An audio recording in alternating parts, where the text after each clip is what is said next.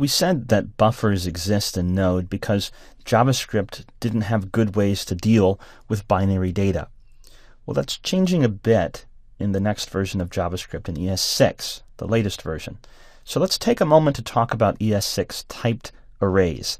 Now, we're not going to actually use these throughout the rest of the course, but it is good to know about them, just so that we're aware that the latest version of JavaScript, and therefore the latest version of the V8 embedded engine, has access to something that can deal with binary data.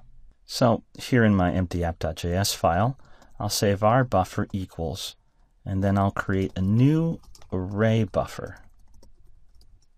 And then I'll say a size. It wants a size in bytes. A byte is 8 bits. Number of bit is a binary digit, zeros and ones. So, in other words, a byte is 8 zeros or ones. Big word alert.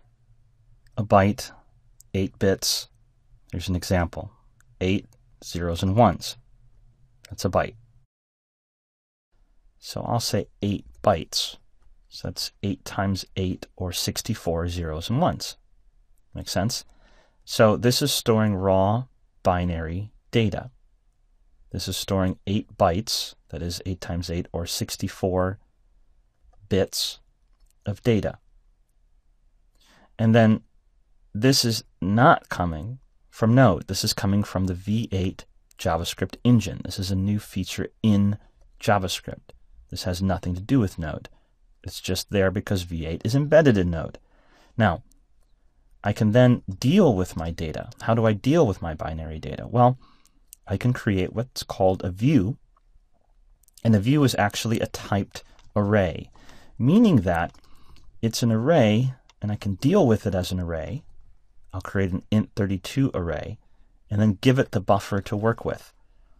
What it really is, though, is it's simply a way for me to deal with the binary data in the buffer. If I change the array, I'm actually changing the buffer. When I read from the array, I'm actually reading from the buffer, and it will convert that binary data into whatever structure I say is the structure that I should be looking at. So in this case, I said int32. That means a number, an integer, stored with 32 bits, 32 zeros and ones. So how many numbers can I store in my buffer? Well, this is 8 bytes. That is, a byte is 8 bits. So this is 8 times 8, 64 bits. And this is 32 bits for one number. We'll use 32 zeros and ones to store one number, which means we can store pretty big numbers. But we can only store 2 numbers in this view. So I can use it as an array, and I can use regular base 10 numbers.